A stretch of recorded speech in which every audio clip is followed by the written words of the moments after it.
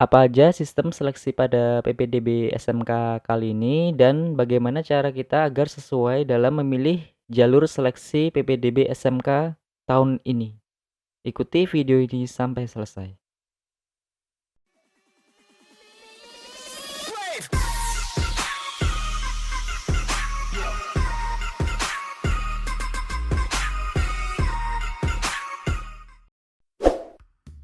Apa kabar semuanya? Kembali lagi di channel Pak Guru Yudik. Nah, kali ini saya akan menjelaskan tentang sistem seleksi PPDB untuk jenjang SMK. Oke, langsung saja. Jadi untuk PPDB SMK itu tidak menerapkan jalur sebagaimana pada PPDB SMA, namun menggunakan sistem seleksi. Untuk pilihan pendaftarannya, calon peserta didik SMK negeri dapat mendaftarkan diri pada 3 pilihan jurusan pada sebanyak-banyaknya 2 sekolah dan dapat merubah jurusan atau sekolah selama masa pendaftarannya itu masih dibuka. Nah, maksudnya bagaimana? Maksudnya kalian bisa memilih 3 jurusan di 2 sekolahan. Sebagai contoh, di sekolah A kalian memilih 1 jurusan, lalu di sekolah B kalian memilih 2 jurusan. Nah, itu bisa. Atau di sekolah A kalian memilih 2 jurusan dan di sekolah B kalian memilih 1 jurusan. Itu juga bisa. Atau kalian memilih 3 jurusan di sekolah A. Nah, itu juga bisa. Dan kalian bisa merubah jurusannya selama masa pendaftaran itu masih dibuka. Selain itu, untuk perubahan pilihan selama masa pendaftaran, calon peserta didik SMK dapat mengubah pilihannya ke SMA negeri.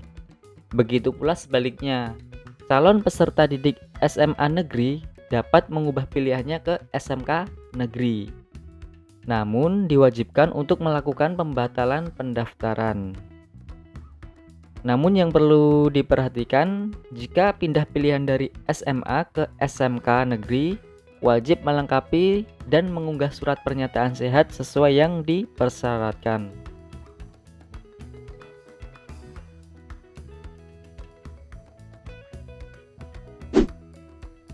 Nah, untuk sistem seleksi PPDB SMK itu ada 3 sistem seleksi ya. Yang pertama adalah seleksi calon peserta didik berdasarkan domisili terdekat. Nah, ini kuotanya yaitu paling banyak itu 10% dari daya tampung. Jadi tidak bisa lebih dari 10%. Selanjutnya, untuk yang kedua itu sistem seleksi calon peserta didik dari keluarga kurang mampu atau panti asuhan dan tenaga kesehatan.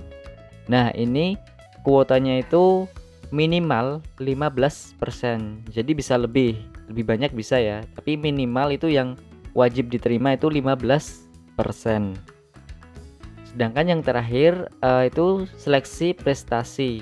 Nah, ini kuotanya ini menyesuaikan ya. Jadi 75% atau sisanya tergantung nanti dari sistem seleksi CPD yang dari keluarga kurang mampu itu banyaknya berapa, nanti untuk seleksi prestasi itu menyesuaikan. Oke, kita bahas yang pertama dulu untuk seleksi domisili terdekat. Nah, ini kuotanya paling banyak 10%.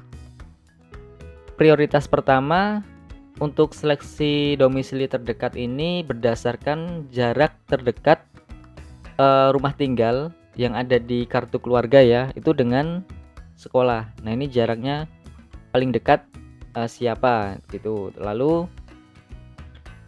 misalkan ada yang sama nih jaraknya.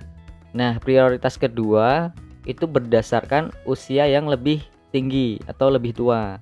Jika nanti seandainya jaraknya sama, itu untuk yang seleksi domisili terdekat.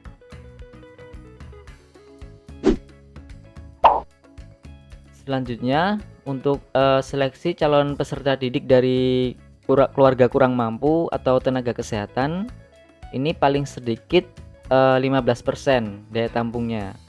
Jadi bisa lebih ya, ini paling sedikit 15% yang wajib diterima. Prioritas pertama dari seleksi ini itu adalah putra-putri tenaga kesehatan. Ini paling banyak 5%. Nah, ini prioritas pertama. Jadi jika kalian dari keluarga tenaga kesehatan, dibuktikan dengan surat ya, ada surat pernyataannya juga atau surat tugas yang terkait dengan Covid itu nanti saya jelaskan lebih lanjut. Itu prioritas pertama. Lalu prioritas kedua itu dari keluarga tidak mampu. Nah, ini dibuktikan dengan kepemilikan kartu Indonesia Pintar dan atau terdaftar di DTKS. DTKS itu data terpadu kesejahteraan sosial. Lalu prioritas ketiga yaitu berdasarkan usia yang lebih tinggi atau lebih tua. Nah, ini untuk seleksi calon peserta didik dari keluarga kurang mampu atau tenaga kesehatan.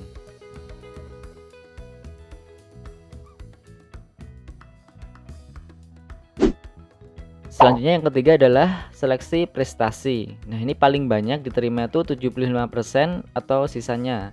Jadi nanti ini juga mengikuti dari seleksi calon peserta didik yang dari keluarga kurang mampu kuotanya. Karena yang CPD kurang mampu tadi kan minimal 15%. Nah, untuk seleksi prestasi ini prioritas pertama itu berdasarkan nilai rapor plus bobot nilai prestasi jika memiliki. Lalu prioritas kedua itu berdasarkan usia yang lebih tinggi atau tua, lebih tua ya. Nah, itu seleksi untuk jalur prestasi. Nah, di sini saya ada tips dan trik bagaimana pemilihan seleksi yang tepat sesuai dengan kondisi kalian ya.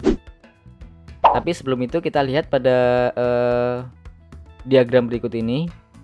Ini ada kondisi 1, kondisi 2, dan kondisi 3. Maksudnya bagaimana? Untuk kondisi 1 ini yang warna biru itu seleksi domisili terdekat. Yang warna pink itu seleksi kurang mampu atau tenaga kesehatan. Lalu untuk yang warna kuning ini adalah seleksi prestasi. Jadi untuk yang kondisi pertama ini adalah kondisi normal, di mana untuk seleksi domisili terdekat itu kan maksimal 10% ya. Jadi tidak bisa lebih, itu maksimal 10%. Lalu untuk seleksi kurang mampu atau tenaga kesehatan itu minimal 15%. Dan seleksi prestasi, nah itu sisanya itu. Jadi jika dilihat untuk kondisi pertama ini, seleksi prestasi itu yang diterima lebih banyak. Jadi daya tampungnya lebih banyak. Itu menyesuaikan dengan seleksi dari keluarga kurang mampu. Lalu untuk kondisi kedua itu di mana jumlah seleksi yang kurang mampu itu lebih banyak daripada seleksi prestasi. Ini bisa terjadi juga. Jadi kondisi-kondisi ini kemungkinan bisa terjadi ya. Lalu yang kondisi ketiga ini imbang antara jumlah yang diterima untuk seleksi kurang mampu dan seleksi prestasi. Lalu pertanyaannya, saya harus ikut seleksi yang mana Pak? Gitu kan. Nah, kalian bisa lihat pada gambar berikut ini ya. Oke, untuk tips dan trik pemilihan seleksi ini, tanda centang itu adalah terpenuhi dan tanda silang itu tidak terpenuhi. Jadi misalkan untuk tempat tinggal kalian itu dekat, namun kalian tidak mempunyai KIP dan nilai prestasi kalian kurang, maka kalian bisa mengikuti dari seleksi domisili terdekat. Itu ya, itu yang pertama, baris pertama.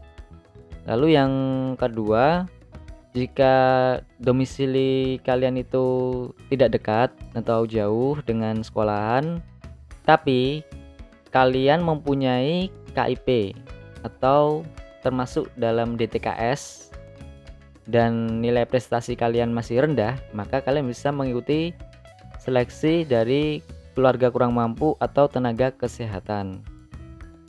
Lalu jika kalian domisilinya tidak dekat atau jauh dan tidak mempunyai KIP, tapi nilai rapor atau prestasi kalian bagus, nah kalian bisa melalui jalur atau seleksi prestasi. Terakhir, jika domisili kalian dekat dan tidak mempunyai KIP, namun nilai prestasi atau nilai rapor kalian itu bagus atau baik, nah kalian bisa melalui seleksi prestasi. Lalu pertanyaannya, kok nggak melalui yang domisili terdekat, Pak? Nah, seperti yang sudah saya jelaskan tadi, ini hanya saran saya. Kenapa yang kondisi terakhir ini kok tidak mengikuti seleksi domisili terdekat? Karena kuota di domisili terdekat itu hanya maksimal 10%. Ya, maksimal 10%. Nah, itu persaingannya sangat ketat di seleksi domisili terdekat. Nah, ini persaingannya sangat ketat. Sedangkan kalian mempunyai nilai yang bagus, ya kan? Nilai rapor kalian bagus. Nah, kalian bisa manfaatkan nilai rapor kalian itu aja, tidak mengikuti yang seleksi domisili terdekat. Tapi ini kembali lagi ke pilihan kalian melalui seleksi yang mana. Ini hanya saran ya. Karena di seleksi prestasi itu kuotanya itu lebih banyak gitu ya. Jika nilai kalian bagus, itu bisa melalui seleksi prestasi itu. Jadi kalian bisa manfaatkan di seleksi prestasi jika nilai kalian bagus.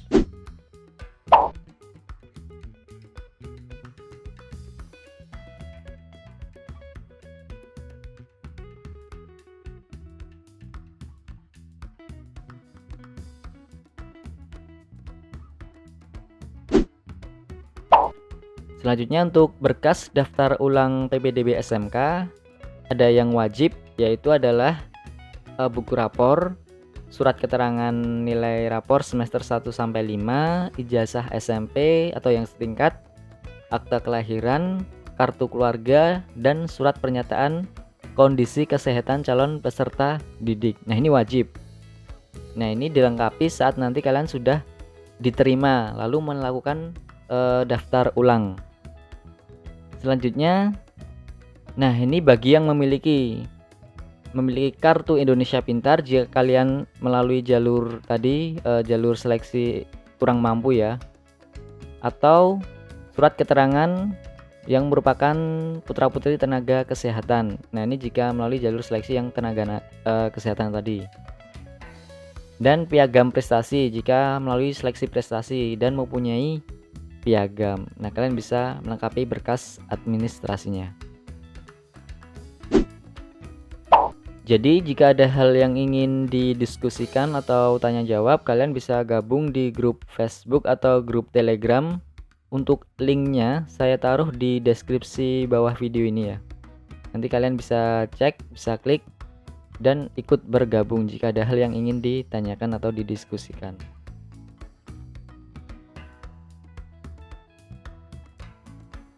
Oke, jangan lupa subscribe channel Pak Guru Yudik ini agar channel ini semakin berkembang.